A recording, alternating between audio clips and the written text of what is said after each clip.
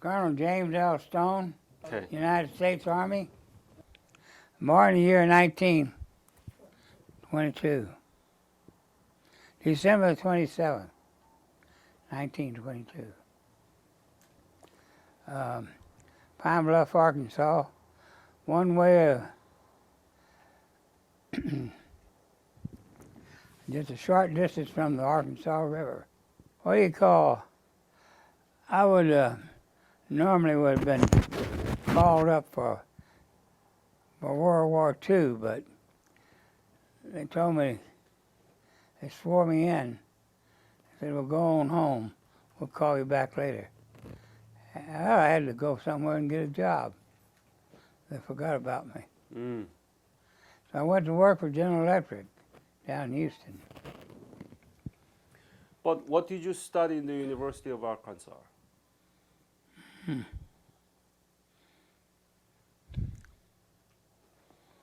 Chemistry. Chemistry. Did you like it? Oh, yes.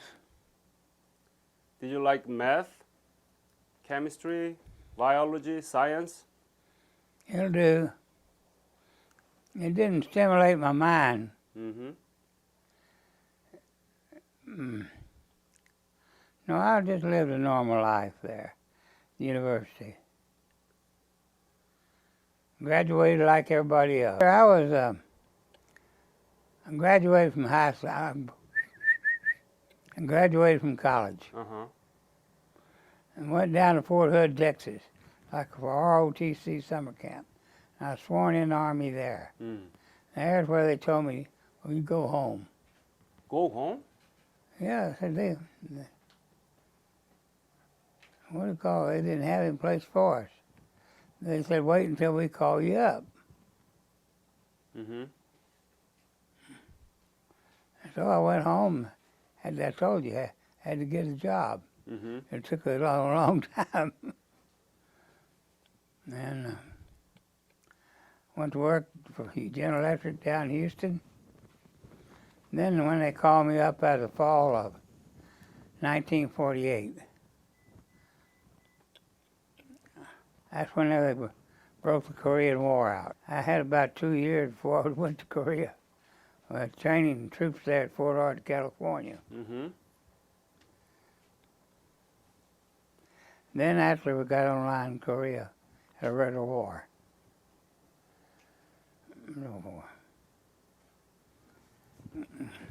I don't know, what more do you want? Where did you arrive, Incheon or Busan?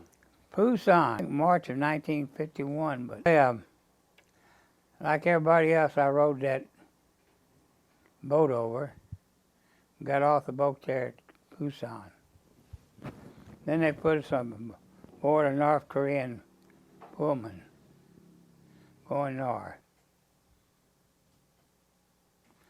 Chincheon. Chuncheon. They, instead of going to the front line, they sent us around to the side. Chincheon. It was in the middle of Korea. And after we were there for about 60 days, they moved us back to the western sector. How was the situation there? Pretty good, pretty quiet. A little bit of fighting, not too much. Not too much. That was kind of a quiet, peaceful area over there. There wasn't any, they didn't act like they much wanted it, and we didn't much want it. When you went to Korea, have you thought about that you are going to fight against Chinese?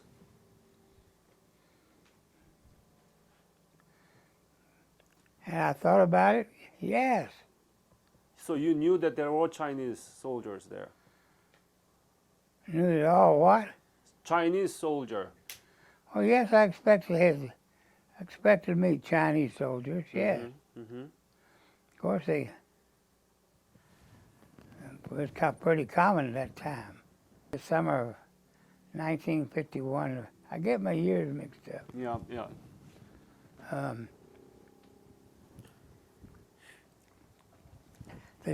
Chinese started pushing south. And we got as far as Sewell. Now the reason why I know that is right at the tip top of Sewell, overlooked the city of Sewell, the capital of North Korea. Mm-hmm. Right on top of the hill, I had my platoon there. You know, of course, had some other soldiers there too. I was in the summer of 1951, I believe. So what happened to your platoon, your soldier? Well, well, we didn't have anything much to do there, so at that time, things had quietened down. The Chinese that time wanted a peace talk. Mm-hmm. They started one out, but it never did materialize as anything, you know. So the Armed Forces women, the 8th Army was defending North Korea there. Not north. It's around Sewell. And we pushed north. Mm-hmm. The fall offensive of 1951. Mm-hmm. There we had some heavy casualties. And had a large number of the Chinese soldiers killed, a large number of our people killed. And this swept north, main road going north. Do you remember that scene when Chinese were coming at you? Oh, they're coming at us, but didn't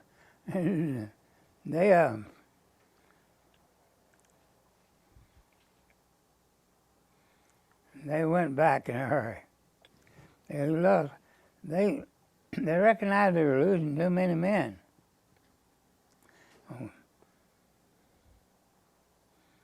But anyway,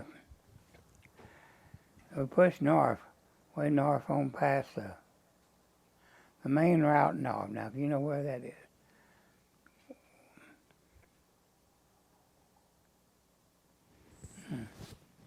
The main route north on the western sector. That was, the reason for that was secure the peace talkway in that area. Oh, Panmunjom? Yeah. Yeah. They were trying to secure that over there and make them want peace. So what happened in November 1951 around the Injin River? Yeah, November the 21st. That was north of the Indian River. North of Injin? Yeah. I may be mixed up. There's one of them mixed. There are 2 or 3 rivers up there. Yes. Indian River was one. The Han was another one. Yes. And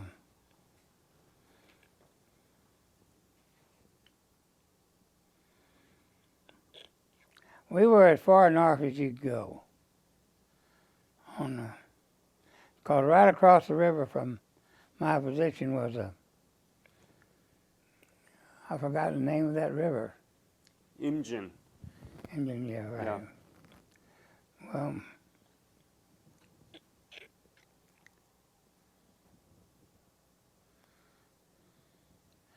we had a big firefight there a couple times. But a lot of men were killed on both sides. How many men in your platoon? Well, there were 48 men. 48 men. Now, one of them, Korea, Charlie. Charlie? And Charlie was his name. He was I never knew his name. He had part of his face blown off. Charlie. Had 48 men, and I ought to know I counted them. Now this was on a vicinity of that famous movie.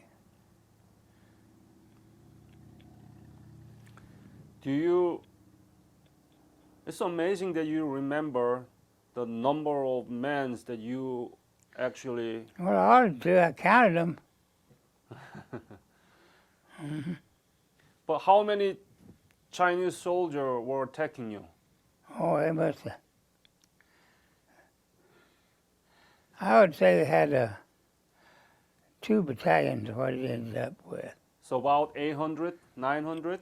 Oh, it over 800. Of course, you can't tell them at night. I know. In other words,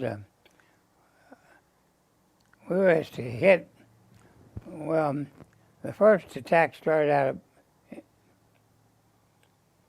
about 10 o'clock that night. We knew they were coming. Mm-hmm.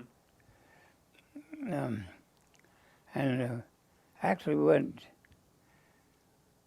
quite a few times. I got in the trenches, drove them out.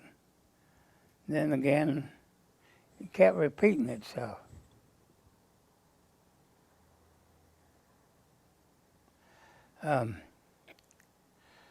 Then along about 1 o'clock, I thought we'd held. But then they threw another battalion at us. Oh, another battalion? Yeah. And they had plenty of men. I don't know why they did it, but I can't see any sense in what they wanted to do, you know.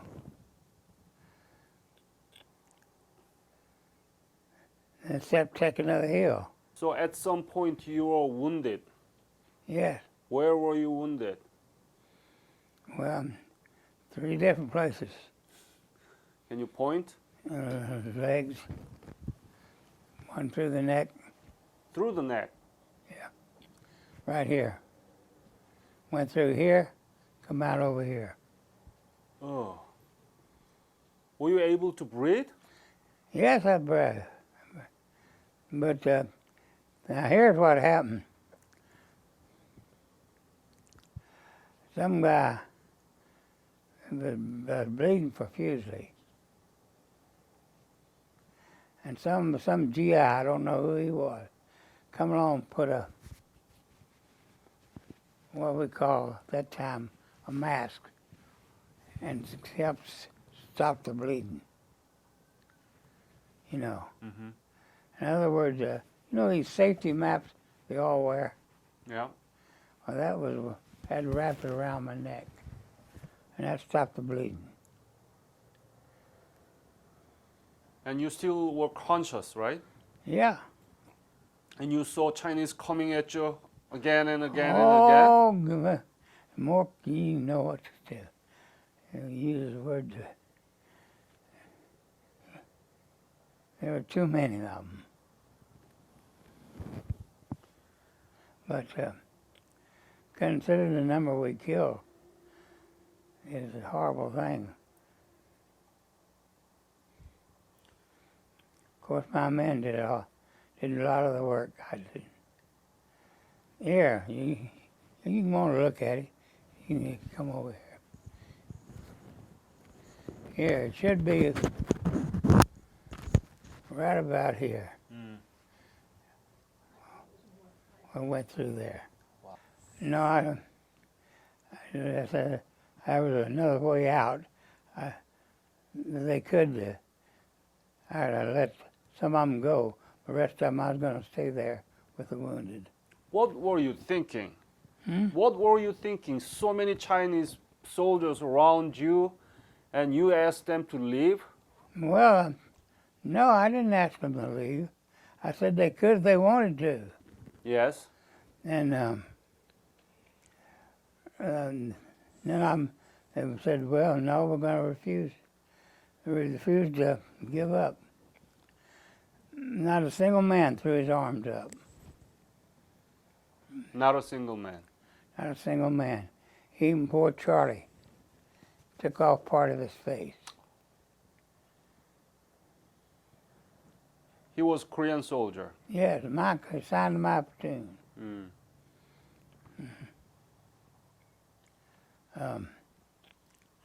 Let's see what else you'd be interested in. How did you defend against Chinese soldier? At one point, did you stand up and?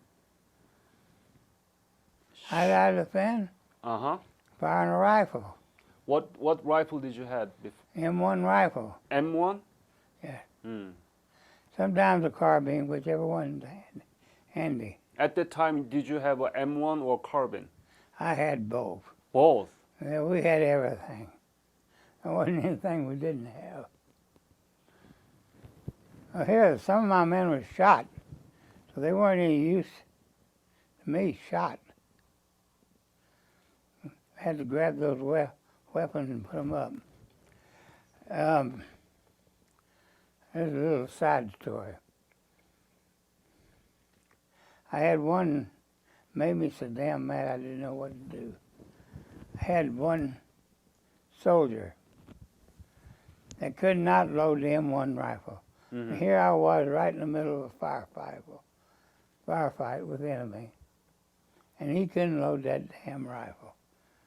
But let me say this, I showed him how, and later on he kept providing assistance. But it made me awful damn mad to have a man in the front line in the middle of a firefight. He couldn't even fire the M1 rifle. Mm. But it can be expected. Can you put into this fact into perspective? You were surrounded by 2 battalions of Chinese soldiers. Yes. And some of your men had to withdraw. No. They didn't have to. They didn't have to, but they did, right? No. Then I went through. They all stayed there. All of them? Yeah. 48 platoon men? Yeah. Oh. And they were captured. Quite a few of them were killed. Killed. Mm. Well, here we had some that were captured, yeah, but they were dead. What? I shouldn't say that. You were wounded, leg, here in the neck, right? Yeah. Throat, and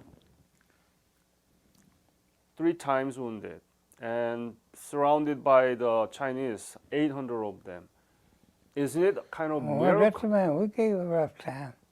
Chinese didn't want. They weren't overly eager to come up there. And isn't it kind of miracle that you survived? You were not killed? Well, the reason why I survived, well, I had a first lieutenant bar written on my, uniform. And anytime you can get an officer, they figure you can give you information that you might need later on. And I noticed this when the next day or two, when they finally woke us up, they started questioning us, And they thought I knew a heck of a lot, but I didn't.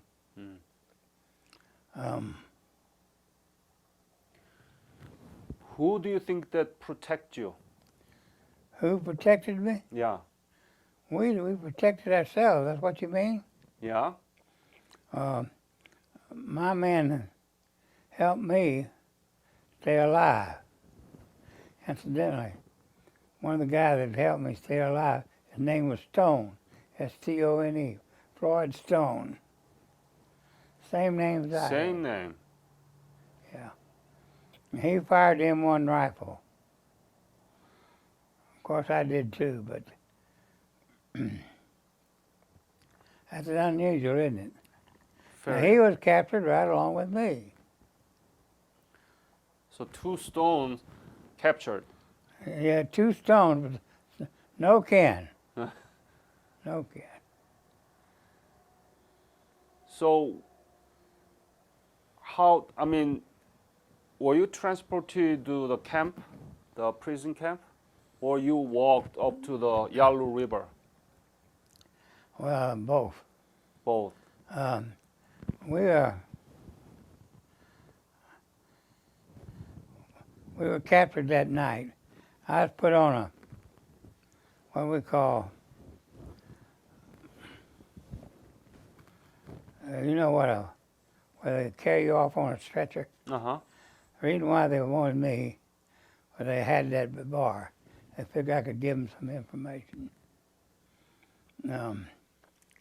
So the next day, when they finally got me awake, you know, they asked you a bunch of questions. Well, I didn't know anything they didn't know. Mm. They were there right beside me. Oh, they saw the number of men were killed. We saw the number of men were killed. A large number of men were killed on both sides.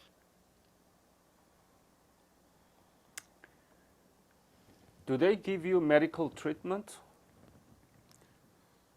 Well,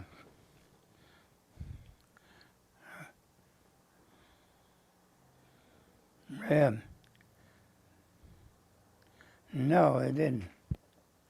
The only thing that saved my life was that GI, Yeah. you know, putting that Band-Aid across it. But most of them, they don't give medical treatment. The Chinese don't give much. They let their own men die. What's the matter? Shake you up? No, I mean, how were you able to recover from the wounds in the leg and the neck without medical treatment? No. Well, I just used a Band-Aid. Band-Aid. Yeah. So Band-Aid saves you the wounds out Yeah. of guns. Yeah. You're amazing. I'm really lucky. Of course, it went on for quite some time. I think the other poor guys didn't. The reason why they saved me was that lieutenant bar I had on. Hadn't been for that, they probably would have let me go. Mm. But How Chinese soldiers in the camp, prison camp, treat you? They weren't nice. well, if it's officer, I got treated a little bit better. Because you're officer? Yeah. Hmm. They wanted to keep me alive. That was the reason why. The rest of them now, they didn't treat them that well.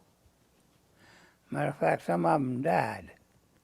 There in the camp, right? Yeah. But that's to be expected. We could, but fortunately, thank God they served us some food. Rice. I had one meal a day. You did too. Yeah, but rice. Rice. Yeah. At least I don't know why I was singled out, but I was. You were the only officer there? Yes, Oh. I was the only one there. The rest of them were all men, enlisted men. Hmm. And I tell you, they really fought for their country.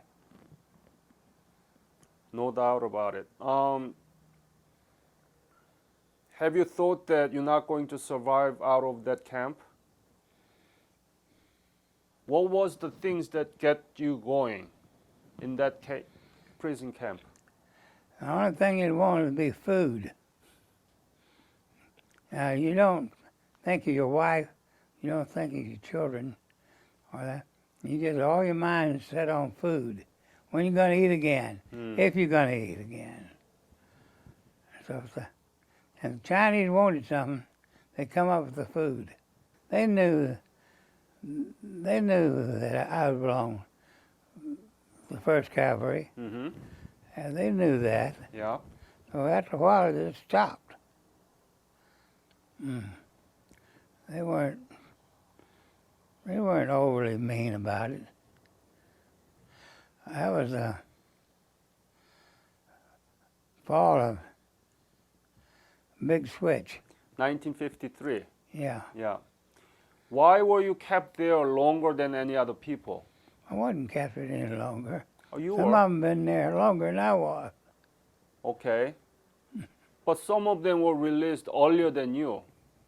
Well, the officers got released last. In other words, they had a habit of releasing the officers last. That's the reason for that. Smart move. Why? I don't know why. Well, thought maybe might keep you a little longer. All right, go ahead. Were you married at the time? No. No.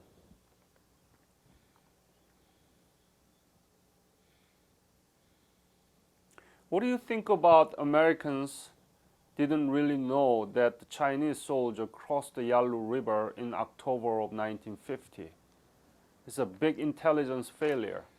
What do you mean a big intel? We knew they were there. Many people told me that they reported their Chinese soldiers there in North Korea in October, but MacArthur headquarters wasn't really aware of that. They ignored that.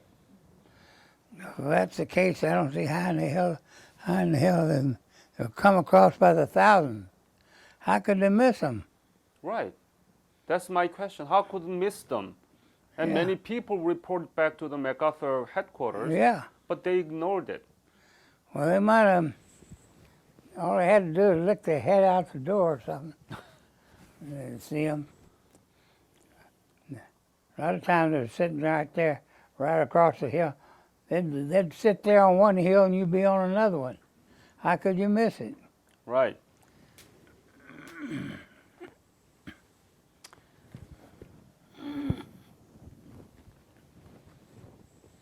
Why American government gave you Medal of Honor? Oh, what's this now? Why U.S. government gave you Medal of Honor? Why? Yeah. I didn't know. You didn't know, right? Didn't know a thing about it. Matter of fact, when I crossed the line, I knew nothing about it. But people recognize you. Well, they recognized a few things that I did. Mm-hmm. What are those few things you think is important? Keeping the men together, making them want to fight. Not a single one of them gave up. You never gave up any man. None. No one threw their hands up. Matter of fact, they'd rather go down. That's what hurt so bad was some of the best men were killed. The real good men.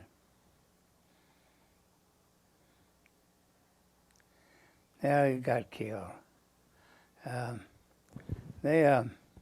platoon sergeant got killed. He was shot 3 or 4 times. My messenger,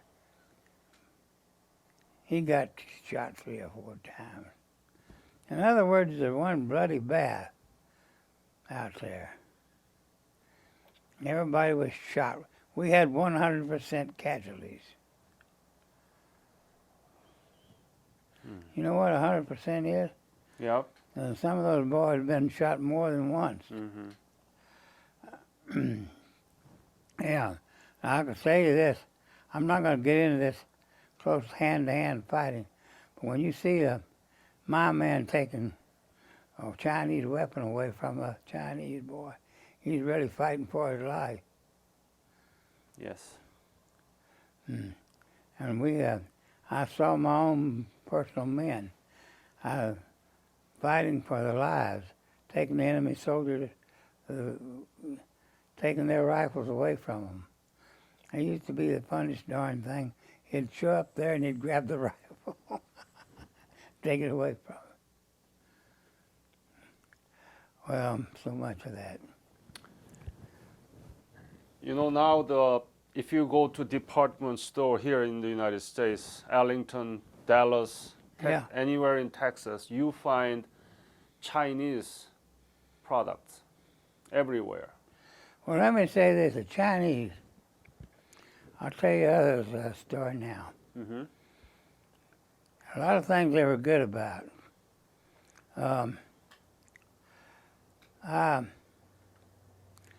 We got hit one night real hard at another location. And we killed a large number of the men. But the next morning I got up, I found quite a few that dead out there, you know. And I went out there to hope and get some of the men give me some information. Of course, they couldn't speak English. But the point was, they showed me pictures of their home, you know. So I thanked them. I let them live. And of course, a short time later, they died.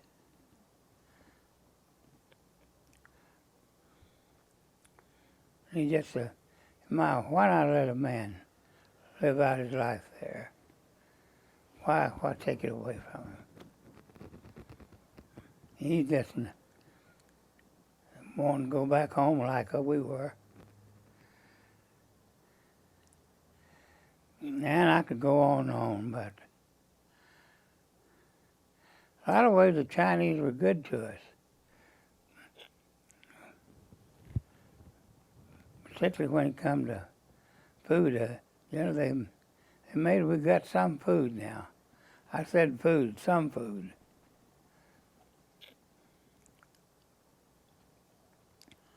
Let's see. And of course there were some cruel ones too. Well, all right, now go ahead.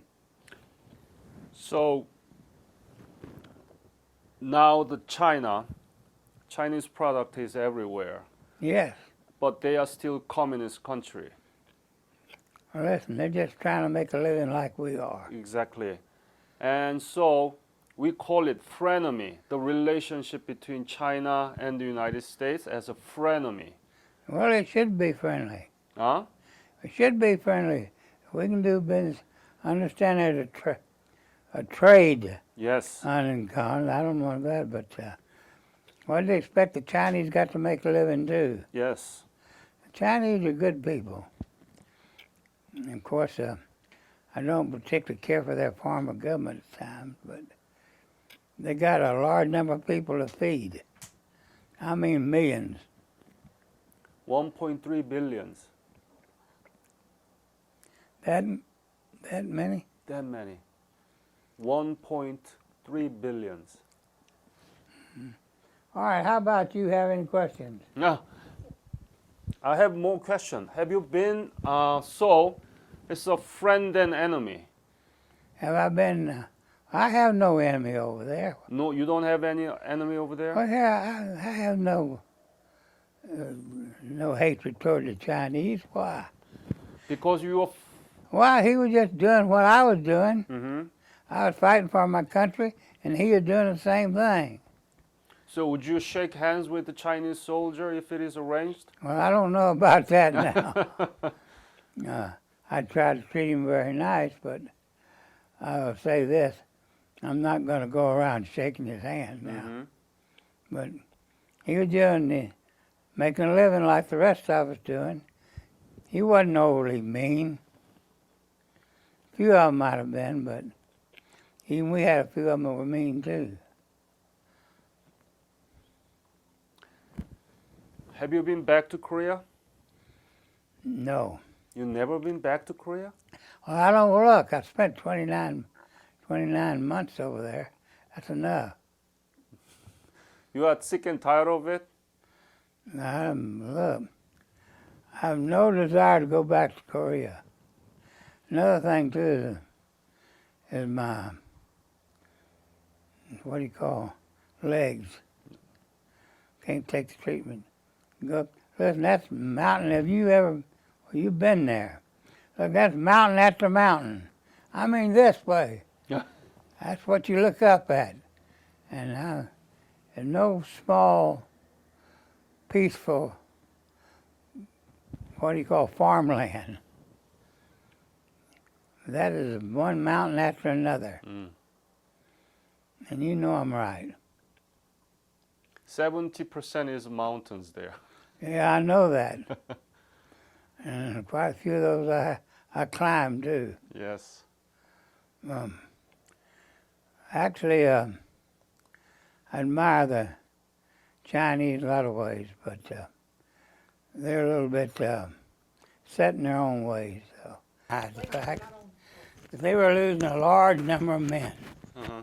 and we recognized the fact we were losing a large number of men. I mean, people getting killed, you know, for nothing. So that each side agreed they'd try to seek peace. So it took a long time to negotiate the peace. Mm-hmm.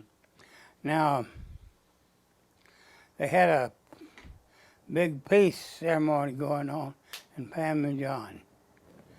They never could get that thing started enough. But the whole, what do you call, trouble was that Joe Stalin, Mm-hmm. who was the premier of Russia, he wanted to continue the war. So they dragged it on and on. Both sides wanted peace. Am I boring you? It was Stalin. Yeah, Stalin wanted peace. Mm-hmm. I wanted no peace, no peace. No peace. He wanted to continue the war. Now, we I had a guy by the name of Chow En-lai, who was the foreign minister of China. He wanted peace, and so did Mao Zedong, because they were recognizing they were getting a large number of people killed on both sides. We wanted out, they wanted out. Clear? Yeah. All right. Chow En-lai made a personal trip from Peking, who was the capital of China, Mm-hmm. and he went to Moscow to see Joe Stalin. Mm-hmm. Joe Stalin said, no, you carry that war on, and made him mad at that. Well, we went back, so the peace talks stalled again. Then, a short time later, Joe Stalin must have had a heart attack. He died. And then we had, and I'm wondering sometimes if someone didn't slip him a Mickey. Mm. You know, they're not boring you.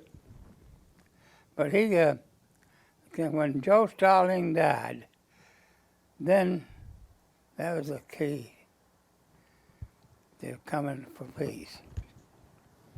What that was. And when he died, peace went a little bit faster. Thank goodness we got rid of him. Mm-hmm. Next year will be 60 years anniversary of armistice. Yeah. Mm-hmm. 60 years. The war that you fought has lasted 60 years. Can you believe that? Yes. But however, I look at the war now as become peaceful over there. Neither side wants a war. Mm-hmm. Now, They could live in peace if they wanted to. I'm a little bit worried about it, though. What do you worry about? Well, we have put in some new anti-aircraft missiles over there in case there is a disturbance, you know. Mm. Now, North Korea has a hell of a job feeding itself. And they can't do it. Now, if you're in the army, you're going to get fed.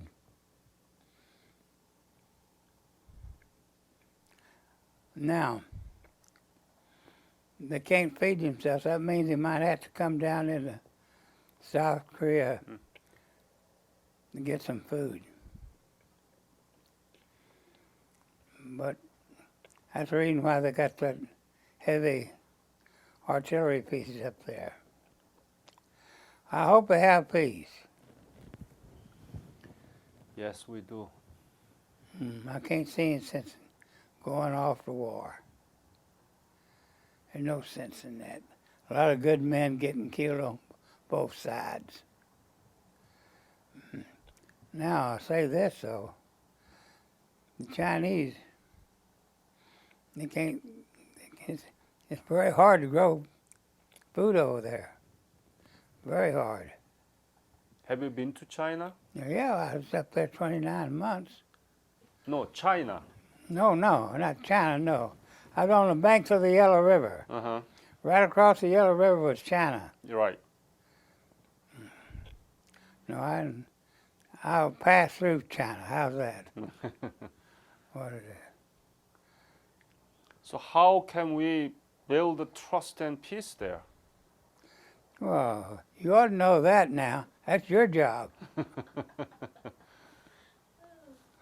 Now, I need old man's wisdom here. No, you can't. Well, you got to have something that they won't. You got to have to, I don't know, manufacture something that the South wants. And then they give you transfer food for whatever he wants, he could get from North Korea. Very good point.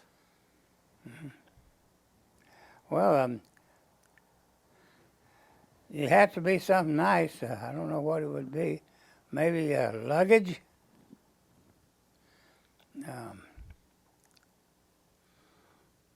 And I don't know what else. I think you are emphasizing that we need to be nicer together toward, right? That'd be nice, yes. But there's a tolerance. Tolerance. Don't let them get away with too much. Actually, I think the people, they want peace. They don't want war. They don't want any more fighting than we do. So, But all news and media is always saying that they want to fight, they hate, all these things comes in the newspapers. well, that's news. But that's just, they don't want to fight. There's nothing to fight for. Mm-hmm. They have no food to fight for. You take away their food, what are they going to do, starve to death? The best thing to do is work out a trade agreement with South Korea. I want to elect you as my president. No, well, that's a lot easier said than done. They know all that. I'd to get a hold of those people and say, you're going to straighten up. I won't. Get that railroad fixed. That's the first thing. Get that railroad fixed with North Korea, where you can transport the food every day. They've never been in war. And once they've been in war, and see the number of men killed, it represents another story. If they'd cut that silly war games out, it'd be a lot better. Have peace. All All they want is food, a decent way to make a living.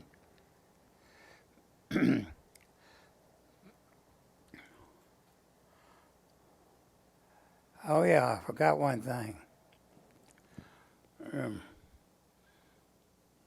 Somewhere along the line, there's going to be trouble break out.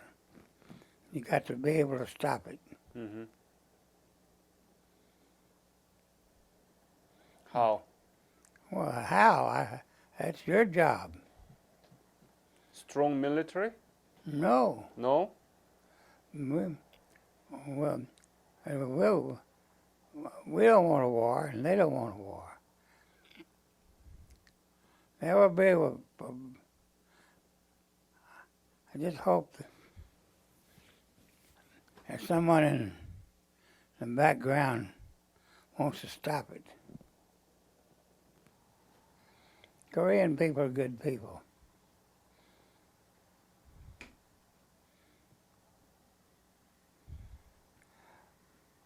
I believe they want peace just like we do. What is the legacy of Korean War and Korean War veterans? I think it's very friendly. The Chinese and the Koreans. I think we could all live together. I believe that the Korean, what's real good about them, they increase their living standard. Their living standard is real good. I'm glad to see that too.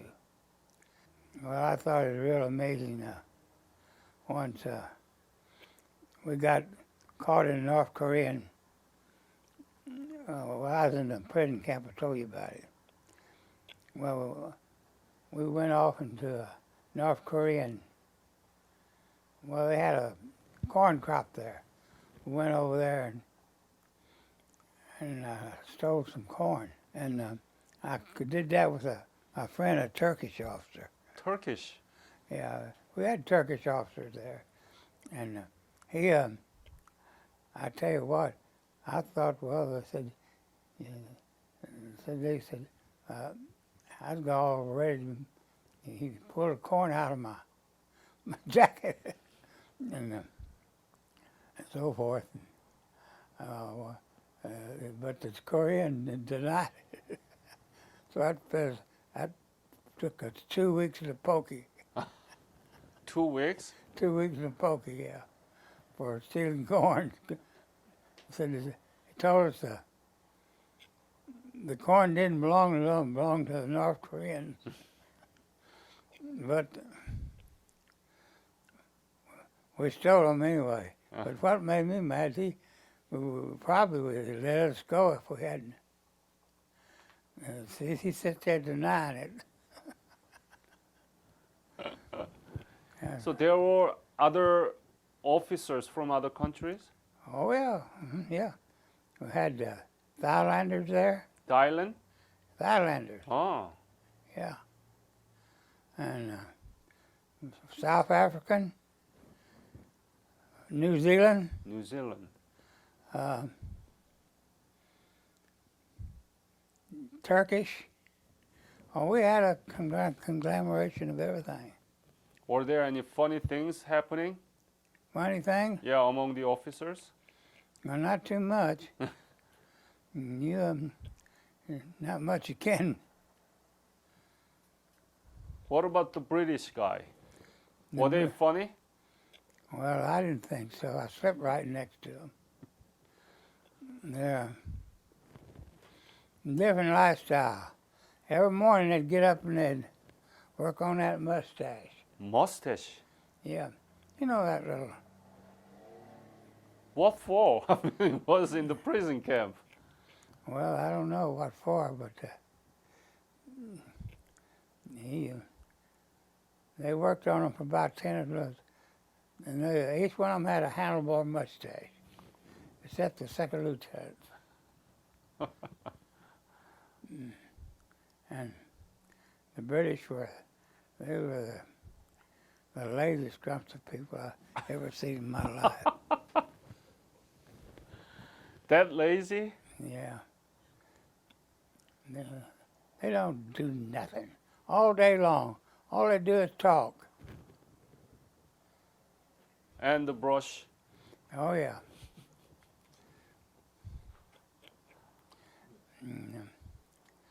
Interesting thing. And our whole prison camp, we had about, 50 some odd officers. Not one time did we have a British officer escape from prison. And then? Well, when they finally got around to breaking out, they're aware of the fact that no British officer had ever broke one out. Mm. Then they went down and got 2 second lieutenants to break out. So they actually walked out of the compound on that. Huh? They come back? Well, they got them down to the edge of town, then they stopped them. Mm. And there, you go back. Of course, we had quite a few in the American town. One night it was real cold, too. We had 2 officers who went out in the cold. One night, escaping, snow on the ground. Well, 2 days later, they broke back in. Oh. You never tried to escape? Oh, I went along. A guy stole my boots. I got my boots all set, and he stole my boots. Oh. Made me mad. Did you But, get that back? Oh, he gave them back to me all right. So, it's very easy to get out of the compound. Very easy. Even the Chinese are very, well, if you want to get out, go ahead. But you get down 30 miles away and you don't have any food. What would be your message? Well, I have no method at all. The life is great. No, but for you. What's that? You can't shoot people. I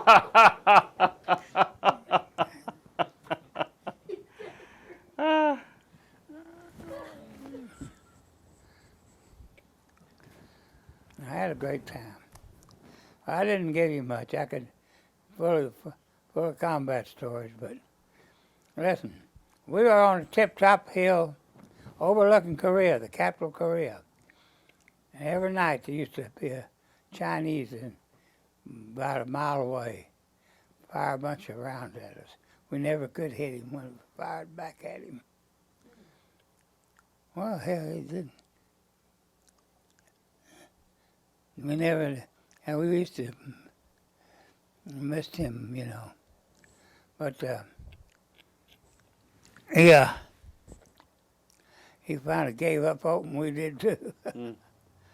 And now the fall of 1951, when we decided to cut out that horseplay and then move north again, and hard nose-to-nose combat. A large number of men were lost on both sides. And it helped the peace process, too. Well, there must be some others now. Thank you. Thank you very, very much for Well, you're welcome. Yes.